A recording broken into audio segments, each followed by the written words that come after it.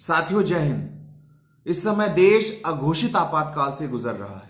आप सोच रहे होंगे मैं ऐसी बात क्यों कर रहा हूं।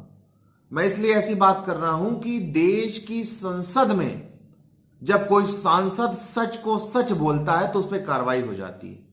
आपने देखा किस तरीके से संसद भवन के हमले की बरसी के दिन नई संसद भवन, जो कि सुरक्षा के सभी मापदंडों पर खरी उतरती है, उस पर भारतीय जनता पार्टी के सांसद के प्रताप सिन्हा जी के पास के माध्यम से कुछ लोग संसद भवन में घुस जाते हैं और इस दौरान पूरे संसद में अफरा तफरी मच जाती है। उन्होंने अपने जूते से स्मॉग निकाल करके धुआं भी पूरे संसद भवन में फैलाने का काम किया। लेकिन जब इस बात को सदन के बाकी सांसद उठाने का काम करते हैं कि ऐसे क्या परिस्थिति थी कि बाहरी लोग सदन में घुस आए, तो ये पाया गया कि भारतीय जनता पार्टी के सांसद प्रताप सिन्हा जी के माध्यम से बने पास से उनकी एंट्री हुई। जब लोगों ने इस बात को मुखरता से सदन में रखा कि ऐसे सांसदों पर कार्रवाई किया जाए, क्योंकि तमाम सांसदों पर पहले कार्रवाई की गई।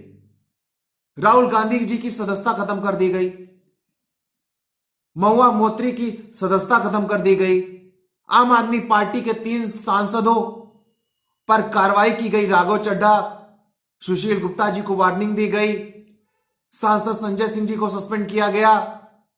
यानी संसद में अगर कोई विपक्ष का सांसद मजबूती से आवाज उठाता है तो उस पर कार्रवाई के माध्यम से उनको डराने का प्रयास किया जाता है। लेकिन बड़ा सवाल यह है कि संसद जो देश की सबसे सुरक्षित इमारत है, ऐसी क्या कारण है जिससे कि बाहरी लोग वहां पे घुस आए। जब इस बात को विपक्ष के सांसदों ने मजबूती से उठाने का काम किया तो 13 सांसदों पर कार्रवाई हो गई, उनको सस्पेंड कर दिया गया पूरे सत्र के लिए। बड़ी रोचक बात यह है कि एक ऐसे सांसद जो सदन में उपस्थित ही नहीं थे, उनको भी सस्पेंड कर दिया गया।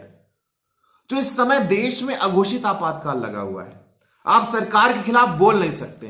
अगर देश की बेटियां जिन्होंने देश का गौरव बढ़ाया है मेडल जीत करके, जब इस सत्ता के एक नेता के खिलाफ, इस सरकार के नेता के खिलाफ आवाज बुलंद करते हो तो आवाज को दबाने का काम करते हैं।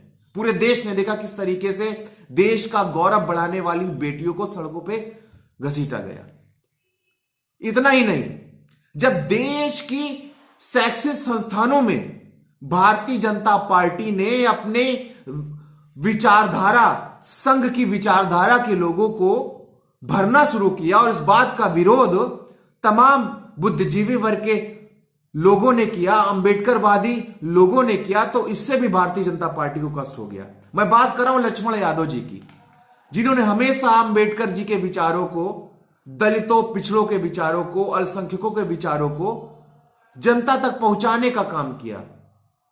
ये बात सरकार को पसंद नहीं आई और उनकी नौकरी ले ली। इसके पहले भी एक घटना घटी थी ऑनलाइन क्लास के दौरान।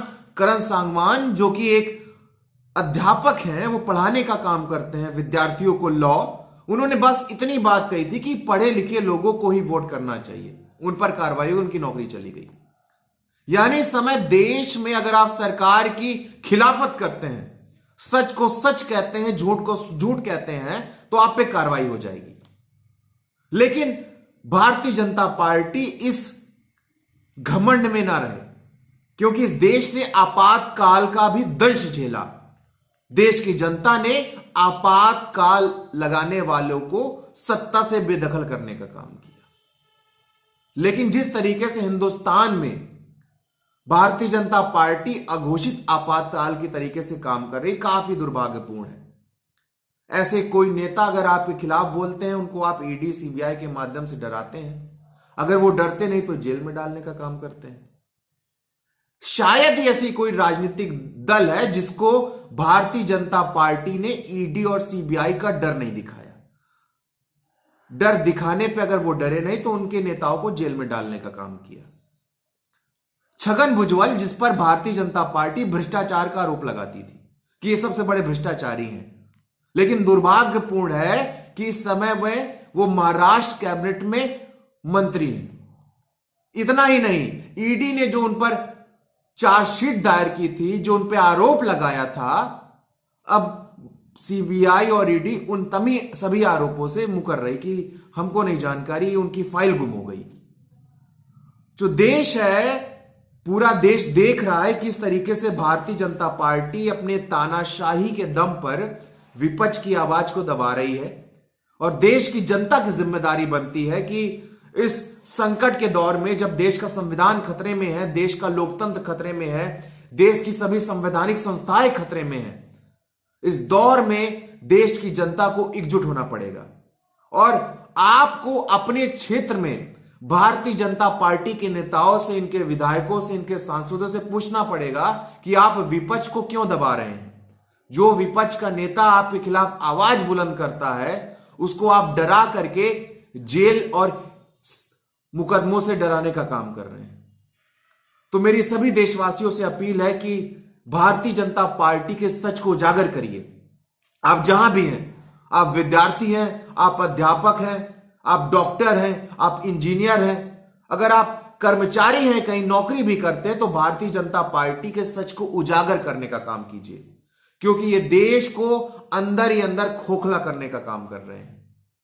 देश की सभी संपत्तियों को अपने मित्र अडानी को बेचने का काम कर रहे हैं, और देश की संसद में अगर कोई सांसद जनता की आवाज को बुलंद करने का काम करता है, उसको भी सस्पेंड करके उसकी आवाज को दबाने का काम कर रहे हैं।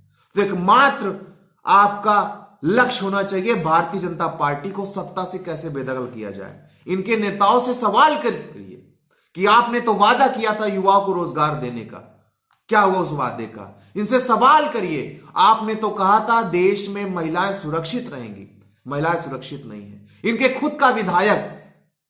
खुद के विधायक बलात्कार जैसे आरोप पर न्यायालय द्वारा सजा दी जाती 25 साल की। तो ये देश के सबसे बड़ी पार्टी भारतीय जनता पार्टी की कथनी और करनी में अंतर है। मेरी सभी देशवासियों से अपील है, भारतीय जनता पार्टी के खिलाफ एकजुट होइए, और एकजुट होकर के इनको सत्ता से बेदखल करने में विपक्ष की मदद करिए। बहुत बहुत धन्यवाद, बहुत बहुत शुक्रिया। इंकलाब जिंदाबाद।